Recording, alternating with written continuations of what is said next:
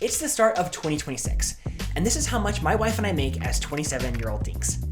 To learn how to manage money, we need to be more open about it. So in this video, I'm going to try to be as transparent as possible. Additionally, I'm married, and my wife and I share finances, and it's really hard to separate.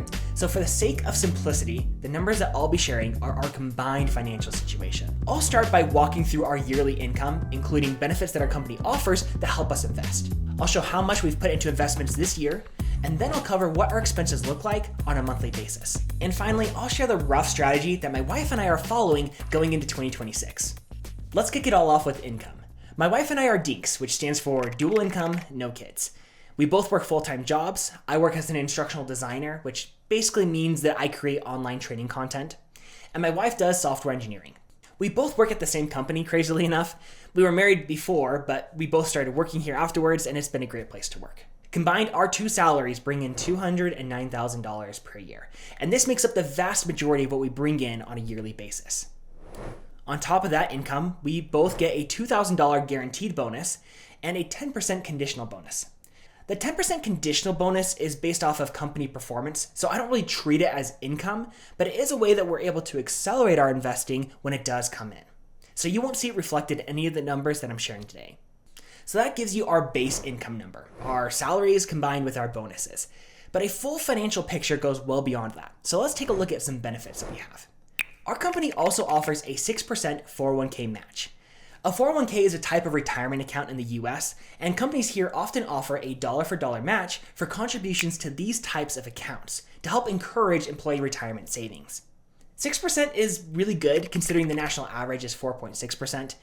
Additionally, most employers have a vesting period, which means if you leave the company too early, then you don't get the matched money. But our organization's 401k is fully vested right from the start, which is really nice. On top of the 401k match, we also get roughly a $2,000 HSA contribution match as well. An HSA is a health savings account, and certain health insurance plans in the US, typically those with a high deductible, will allow you to open up a health savings account.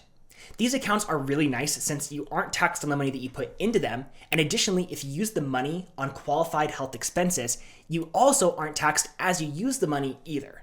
You can also invest the money that's sitting in the health savings account similar to how you would any other brokerage account. HSAs are some of the highest tax advantage accounts in the US, so we put the maximum allowed in each year. While these benefits aren't traditional income, they do play into the full picture of our investing strategy and how much we're able to save each month. Benefits like these are elements that everyone should take into account when they're looking to take a job with any organization. For example, I got higher base salary offerings from other companies when I was applying to jobs several years ago, but these benefits that I just mentioned allow my wife and I to save nearly an additional $17,000 each year. And that number combined with other factors like the roles of our positions and the company culture is the reasons why we both chose to work at this organization. Outside of our regular jobs, I also run several social media channels, which bring in a few $100s a month. I have a YouTube channel which recently reached monetization, and that makes a little over $200 a month. I also run an Amazon influencer storefront, which makes about $550 per month. And then I also do affiliate sales on TikTok Shop.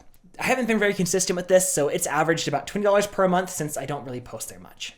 These channels all fluctuate in income, but on average, they bring in about $700 a month.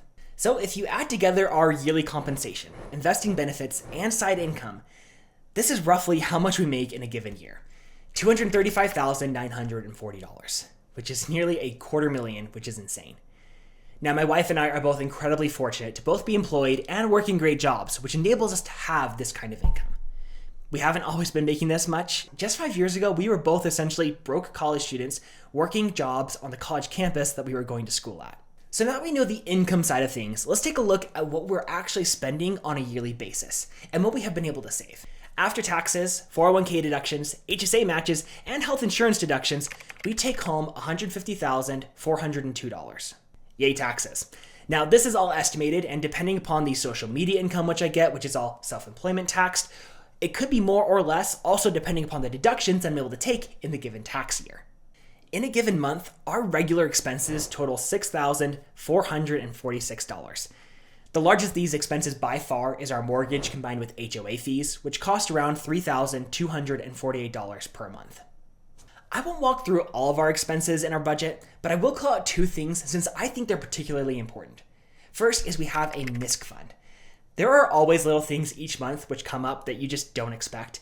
We put $250 here, and this helps us account for those little things like maybe a birthday gift to our friend, or a prescription that we need from the doctor, or anything else that doesn't happen monthly but is still likely to come up.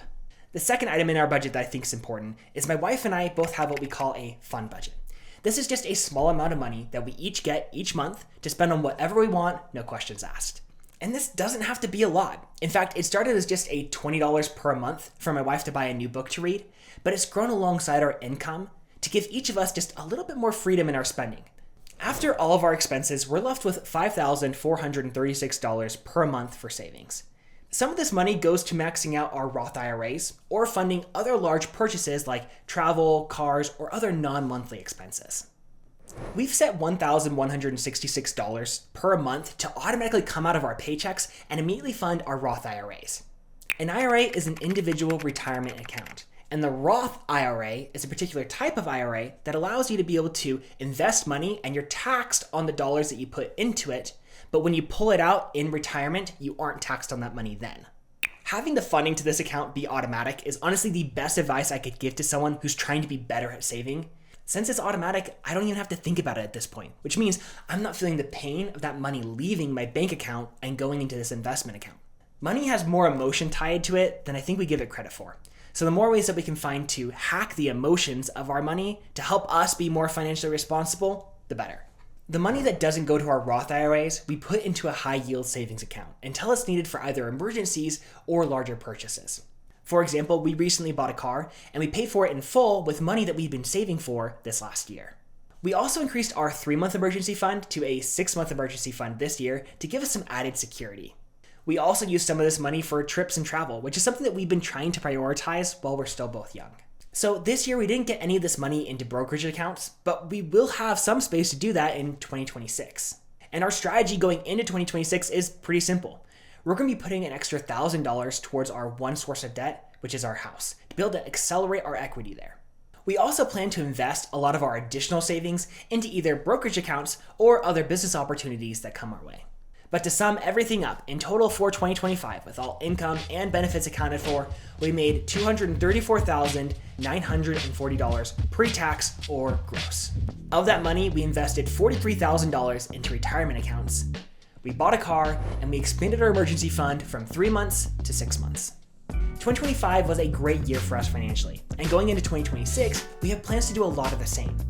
But since both of our cars are reliable now, we plan to invest our money a little bit more aggressively to set ourselves up for the future. While having a vision for yearly income is great, it doesn't really paint the full picture of a financial situation unless you also know net worth. So if you've enjoyed the transparency of this video and would like to see what 27-year-old DINK's net worth looks like, subscribe and I'll be putting out a video on that soon. But until then, thanks so much for watching. Peace.